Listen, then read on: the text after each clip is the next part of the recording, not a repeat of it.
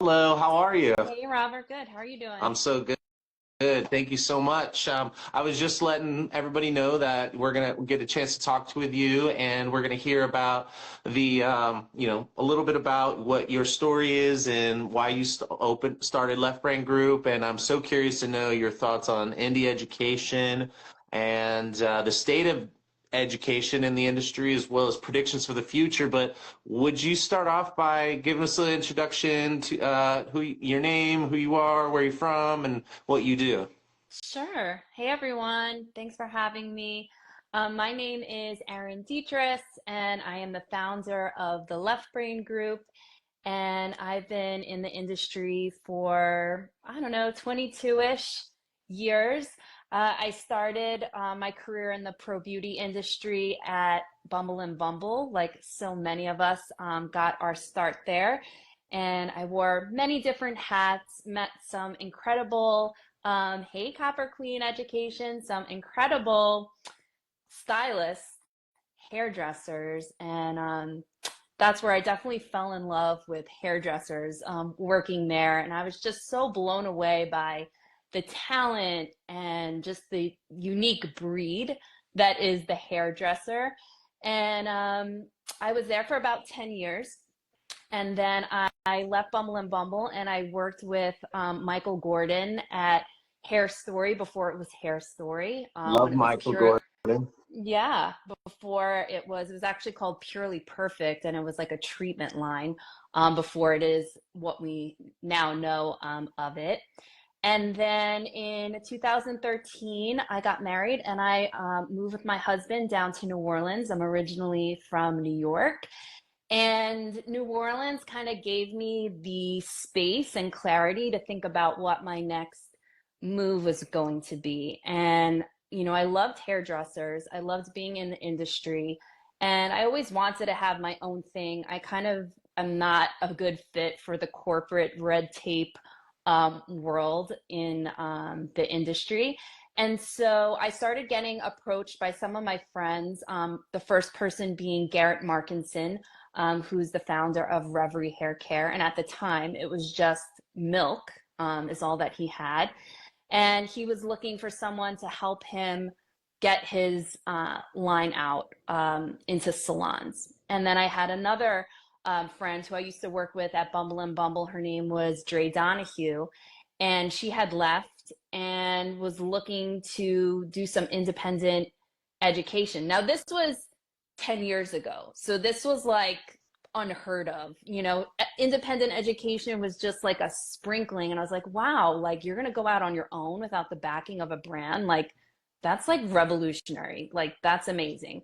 And so I started getting these contracts, relationships with these artists. I'm like, there's something here. I don't know exactly what this is, but there's something here. And I just always felt that there were so many great individuals and independents and artists who had a unique voice and something to say. And when you're competing with the marketing dollars of big brands like Estee Lauder and L'Oreal, it's really hard to get your voice out. And so kind of marinating on it, eventually something clicked and I was like, oh, the Left Brain Group, like I'll be the left brain to the artist's right. And wearing so many different hats at Bumble and Bumble and product and education and sales, I'm actually not a hairdresser.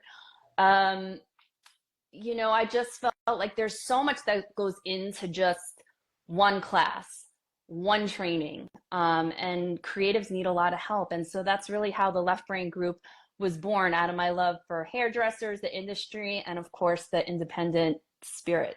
I love that. And what year was this? Did you really get things started? We are celebrating 10 years of the Left Brain Group today. Wow. Well, this year, I should say. Well, Thank congratulations. you. Yep, that was 2015, and we've been on this amazing journey ever since.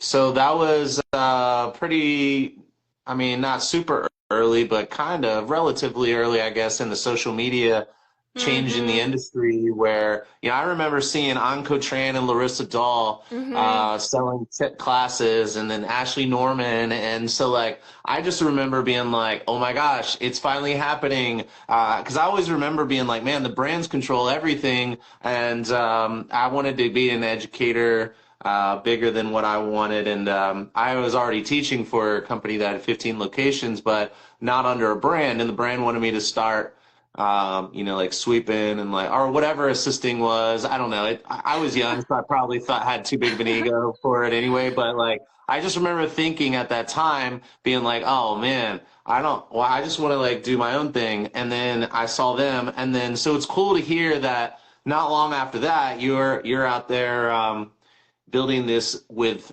other independent educators. So I think that's super awesome. Thank So you. so tell us, like, I guess, is there a definition of indie education, or is it just independent education? Well, from where it started 10 years ago to where it is today, it has definitely exploded. To me, independent education, um, you have something to say and you're not being sponsored or teaching on behalf of a brand. So it can go in a lot of different directions, but what I find most inspiring about it are the artists that have something unique to say and a unique point of view, whether it's something we haven't heard before or it's their approach that gets through to their students. We all learn so differently, and there's so many ways that you could approach a haircut, a color service, scalp care. And so it's amazing to see how many different unique approaches, what's resonating with people, curls, what's not resonating. So to me, it's broad. And I think it's like you want to leave something behind for the next generation of hairdressers coming up. To me, that's what indie education is. Nice. So are you, do you act as an agent? What is that? Yeah, that's like, I used to say my tagline was like I was the Jerry Maguire of uh, hairdressers, but I I like think now it. I have a new title. I think I'm going to be the queen of indie. I think I'm Okay. kind of transitioning into that. But yeah, um, like I said, and from teaching with so many salons, there's just so much when you want to put on an effective and really great class. There's just so much that goes behind the scenes, and especially with social media and the marketing, the execution, making sure you're communicating with your students, like all those logisticals and left brain stuff. It's just so much work for one artist. And so acting as their agent, depending on what their goals are, we work with the Left Brain Group artists on an individual basis to find out what their goals are when it comes to education, and then we customize the strategy and help execute them out in the field. So, uh, would it, okay, hypothetical person, Okay. um, you know, hy yeah, duh, I'm not me, but I am I'm a hairdresser. I really like enjoy doing hair, and I want to get into teaching, and I don't have a lot of followers. What is my pathway? Like, what is that like trajectory, and like what does it look like? What do I need to do, and at what point in time do you come in? Hey, Lucia, how you doing? And hey, Ruby, if you're still on, what's up? Um, yeah, what does that look like? Like, if you're going to give advice to somebody who was like, "Oh, I want to get into this, but like I don't have a lot of followers, and I'm still kind of new at this." Do you Yeah, have a pathway for that person? I do. And not everything has to be through the Left Brain Group. And while we're champions of independent education, working for a brand might be um, what's best for you too. Not everyone is cut out to be an indie educator. Hey, Ruby. And, it's funny, I had an education mentorship call today. That's something that I do offer, as well as teach a master class called Ready to Educate, which helps guide indie educators to break into and through the world of education. But my advice is always to start local. start within your community, kind of finding out what they are passionate about, what they're good at, what they feel like they can contribute when it comes to that. And I also share the harsh realities of what it takes to be successful in this, like any other career path, which being an educator is now a career path, in addition to being behind the chair, is what it's going to take to get there. And it's not always about the followers. Actually, a lot of the artists at the Left Brain group are not, Instagram famous. Have I worked with some of those artists? Absolutely. But a lot of them have cultivated their own audience and have been teaching for many years and started small. Many of the artists at the Left Brain group, some of them are 10 years in teaching. Now they're in a master class type of setting where when they first started, they were hitting the road, doing demos with the budding of virtual education. You have so much reach, but it's really honing in on the specific artists and finding out what they're passionate about, what they love teaching, what they're bringing to the table, setting realistic goals, and not overwhelming the system. If they're today I was talking with an up and coming educator and said they're not really great on social media. And so they were curious about starting a new education brand and starting a separate account. So it's like, let's not overwhelm the system. If you're not into social media right at this moment, how can you bridge the gap? What are your pillars? What sets you apart? And the first chapter in my masterclass that I teach, that what I ultimately think is the most important thing and driving force behind your education career, is what do you have to say? You have to hone in on the message that you're trying to bring home and your core values, just like any other brand or business that you're trying to create. So there is a path. It just depends on the type of educator they are. Are they trying to be local? Are they trying to reach as many hairdressers as possible? Let's talk about virtual. Are they have their eyes set on being on the big stages and working for a brand? What kind of training do they need to be effective? I'm so super grateful for the career that I had at Bumble and Bumble. I received a lot of training from working with a brand like that. And if you're new to the industry and want to get some of that experience, that's incredible. But what I often find are for the educators who really stand out and have something to say over time, they kind of get tired of being the mouthpiece for the brand, and they're looking to expand and reach a broader audience and teach what they want to teach. You just touched on something. So I'm going to follow that up with for some clarity, make sure that I heard what I think I just heard. Mm-hmm. Reframe. If you're working with a brand, Mm-hmm. and you are feeling like you have a message that maybe, because I've interviewed people in the brand work with brands, and Mm-hmm. they do tell me that you got to watch how you talk. It's like, I had one person being like, yo, if you got like cuss words and stuff, I can tell you 5 brands that won't work with you. Mm-hmm. Stuff like that. Like so you have to kind of filter yourself, which makes sense because you're a talking piece for a major brand. Sure.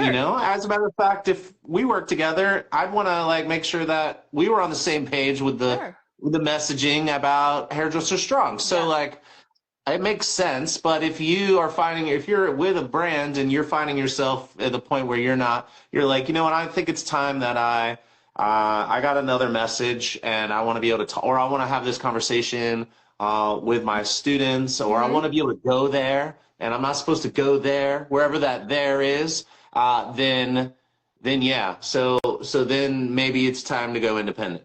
That's what I'm hearing.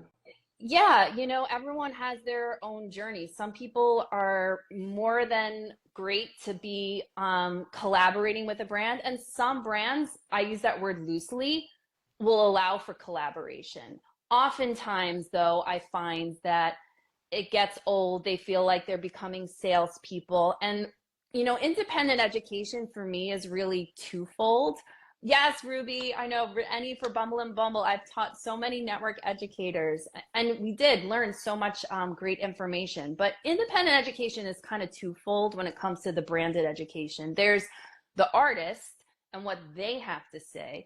But one of the other components and reasons why I started the Left Brain group was being in sales for a long time and working with so many salon owners.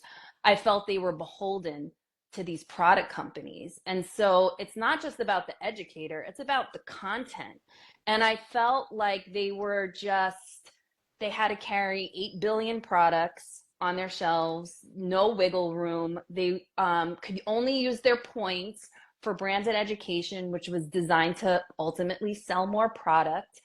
And I felt that salon owners deserved a choice and another avenue. And so with the Left Brain group, it was about finding artists that had something to say, but it was also cultivating the right roster so we could be a destination where you can find anything that you needed for your business now. You Ah, didn't have to wait. You didn't have to wait for a brand to say, oh, well, we have this styling class in 6 months. Oh, yeah, we'll teach you some tips and tricks, but we're going to be using these new products. And you just buy in this opening package. We'll send our educator. And that's all well and fine.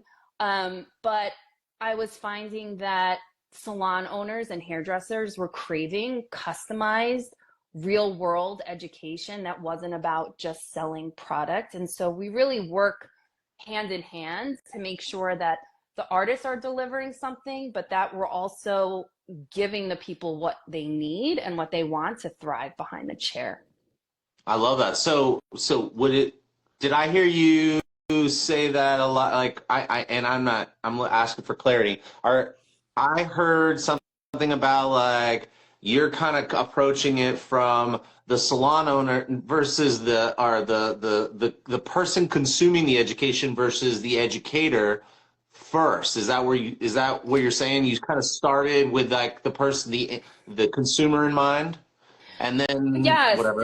yes, definitely. I mean, in looking at assembling the roster, I because the Left Brain group, we are so niche and specialized. I didn't want to have so many educators with so many similar overlap where it then became a popularity contest or like, well, who do I pick? Which is going to be Oh, the I best see. educator for me? And so really everyone at the Left Brain group, while there's some overlap, particularly in the area of cutting, which I feel like a little side note, when it comes to all the different categories of independent education, I find cutting to be the most broad and biggest opportunity for indie artists. I can't tell you the last time I booked an indie styling class.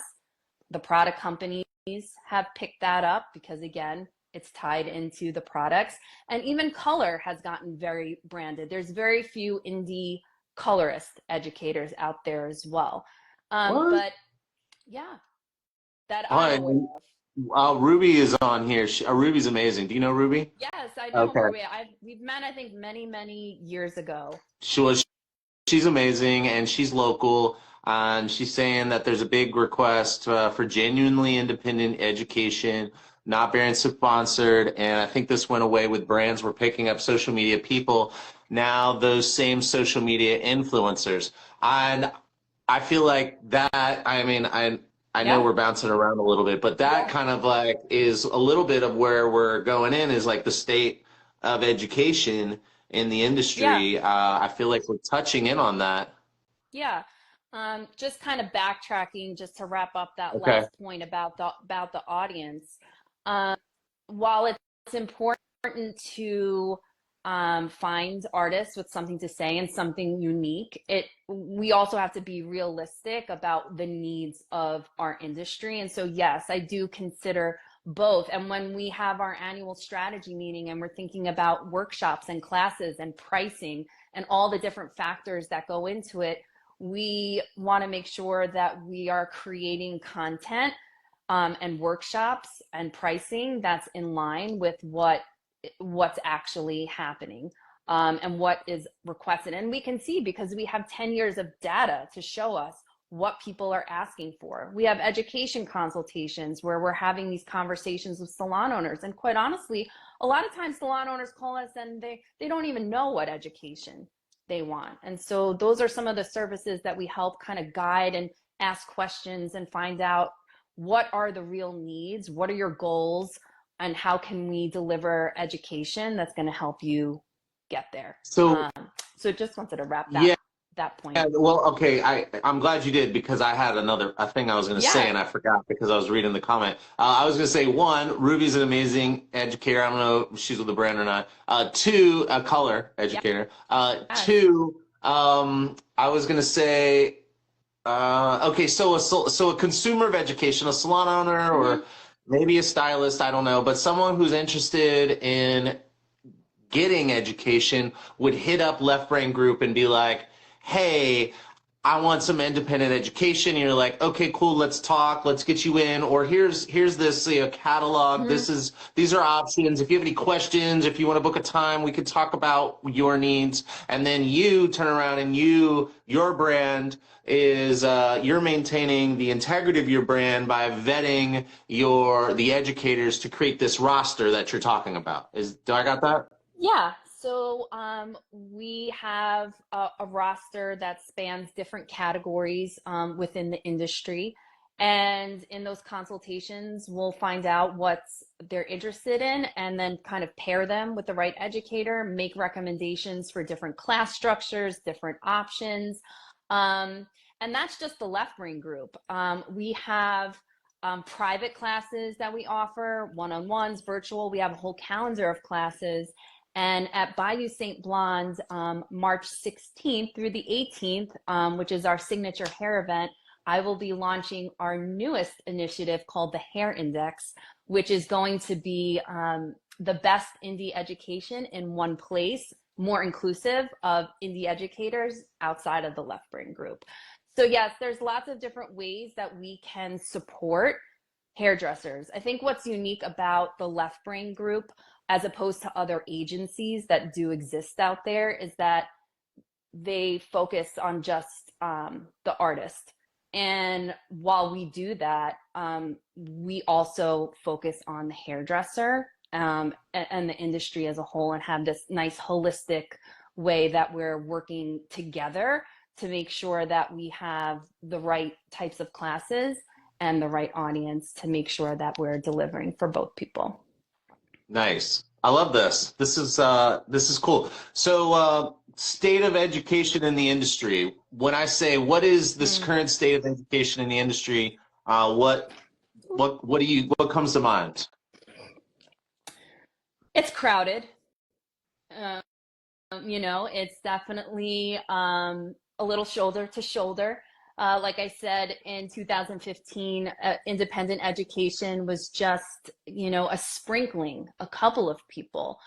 Then with the pandemic and the explosion of virtual education, I still think there's room for people, and just like the lifetime of a hairdresser, I think there's a lifespan, if you will, of being an educator. This might not be a forever thing for some people. I'm of course tuned in to all the conversations about YouTube TV and influencers. We're actually launching a campaign on social media in a couple of weeks about we're influencers because we're fluent. Like we're experts, we're knowledgeable. And it's true, not everyone who's Insta famous or has a good following or is an excellent hairdresser is going to be an excellent educator. But what I'm passionate about is championing the independent voices and ultimately giving people choice and helping to support these artists who have something that they want to share with the industry. So I think it's going to continue to evolve and grow. People are being a little bit more discerning about how they spend their money and the value that they're getting for the classes. So again, there's different types of learners. people at different stages in their career. I do think you get oftentimes what you pay for, and it's to understand what are you going to, as a consumer of education, what are you going to do with that information? Are you going to put it into practice? You know, there's some accountability and onus, I think, that has to be also on the student. We consume so much all the time, watching, look and learns, digital education, hands-on practice, you know, super tactile. We don't give ourselves the time to actually put what we've taken in into practice. So I'd like to see a bit more of hands-on practice and then taking it to that next step. I see a lot of growth in like the one-on-one and small group classes where it's not a lot of distraction and a lot of noise. And just like anything, you know, people have their moments, they rise, they fall, they come, they go. I think that's kind of the future, but I'm here for it. And I definitely think together as a sector of the industry, as indie artists, that we don't need the brands to stand on our own. And that's who I'm here to champion and say, together, we are the brand of independent education. And that's what the Hair Index is going to be all about. Cool. Well, I love that. I mean, you're speaking my language. I'm an independent educator. I operate exclusively locally. I was an educator for Graham Webb. I taught at Graham Webb, and then I taught at another company nearby that had a bunch of locations. And then I left, and now I work with former students and colleagues with their businesses and help them training their apprentices and stuff. So you're speaking my language. I've been 10 years in. This is like one of my first podcasts, okay? So like, this is where you come to be seen and be heard. We have our own movement going, the indie artist movement. And like, honestly, I just don't pay minds. Like, they can follow me and try to copy, but I'm too fast and nimble, you know? I'm on to the next already.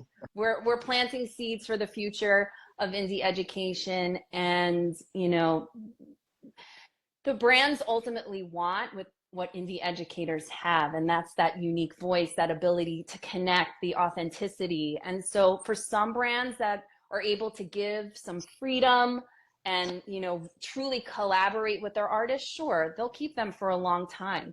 That's right, we don't fit in, and that's okay. Never have, never will. But what I so love about the Left Brain group is that you are seen, you are heard. We are an agency of change. In 2021, I started working with movements in the industry and repping organizations, not just indie artists, like the Dress Code Project, which champions gender affirming hair in the beauty industry and removing gender. And I've also partnered with Kia Neal and the Textureverse race movement. And so it's not just about the education and the indie movement. It's about bringing people together and bringing more equity into the industry as well. And so we're all about amplifying voices, being seen, being heard, building community, and people seeing themselves in the talent that's on the stage, in the workshops, and actually putting our time, energy, and money behind movements that are actually doing something important. I love it. I love it all. Okay, so this has been a pleasure. I want to hear your predictions for the future of education. I don't know how far out, maybe like 1 and 3 years. You don't have to go super far out unless you got a vision for 10. I feel like that's way too far away. Way too far. Well, the Hair Index is going to be the destination and your hub for indie education. So I definitely see that coming this year and the next year, and being able to spotlight independent artists and bringing them together into one unifying space. And also having a centralized way for artists to get their message out with the support of the Left Brain group. So I definitely see that continuing.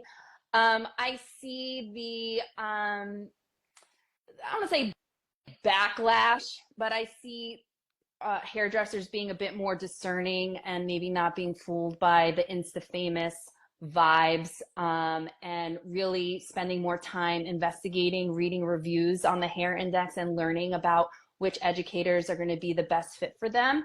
And I see more people joining the movement, and I see some people saying, you know what, this was cool, not for me anymore. Like anything, I think it's going to be fluid, and I think there's going to be more people that find that they have something to say, something to offer, and that they can also create a new revenue stream for themselves. So I only see it expanding.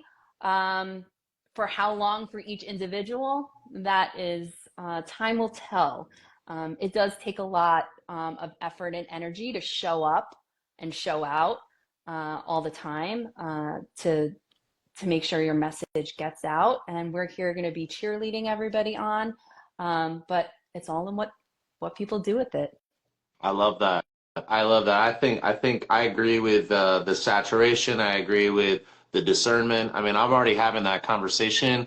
I've had it quite a few times already within the last, I don't know, 6 months, maybe 9 months. You know, I interviewed Ashley Norman, and she really got the ball rolling with that, and it really opened my eyes to something, because like I had this understanding. It was like, you know, $250, $400 for a look and learn. It's like, that's crazy, you know? Am I just old, or is that, you know, is that inflation, or is that like, I just feel like it's a lot of money to watch someone cut hair. I just can't do it. So but I like hands-on, you know, I'd rather pay more and have hands-on.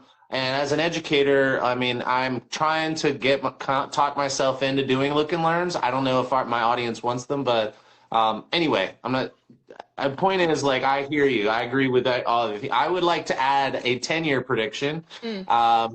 Google Glass, you're doing a haircut, and the AR tells you when your hand is crooked or your blade is shifted, and then anybody can do a haircut. Hopefully, I'm wrong about that. And then even more of a reason why we want indie education, and be able to access people's, you know, genuine own perspective, because, you know, technology, I mean, we saw it with videos increasing people's skill set way quicker out of school than when we were in school.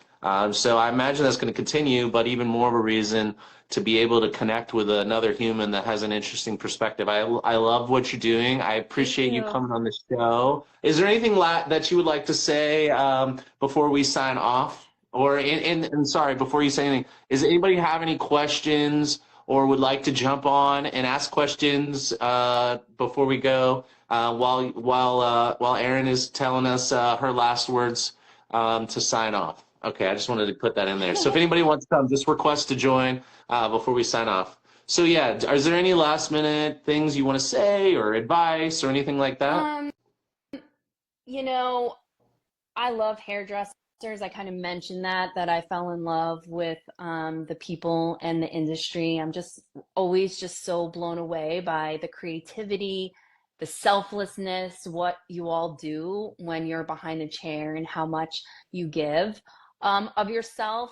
And yeah, the Left Brain group, the Hair Index, Bayou St. Blondes, all that we do. This is a space where everyone's welcome. And we would love to connect with you and find out what you want to fortify, what you struggle with, what you're looking for. And again, I think just ultimately coming together as our own movement and celebrating our unique differences, what makes us such an amazing brand. And so I hope you join us. You can follow us at the Left Brain Group. Our 10-year anniversary celebration will be in New Orleans, March 16th through the 18th, Bayou St. Blondes. We still have some tickets left. It's going to be an incredible 3-day celebration and the indie artist revolution. We have new programs like the Left Brain Group residency for ongoing education with the Left Brain Group, our event calendar. Follow us on the Hair Index. And if you're an indie educator looking to get involved, we want to hear from you. And if you're a salon owner looking to grow your business and support with your business, we're here for you too. Awesome. Awesome. Well, thank you so much. And I look forward to talking to you again in the future and watching your watching the growth of everything that you're doing. I'm very excited for you. Thank you so much. And thanks so much for having me. Absolutely. All right. Talk to you soon. Bye, everyone.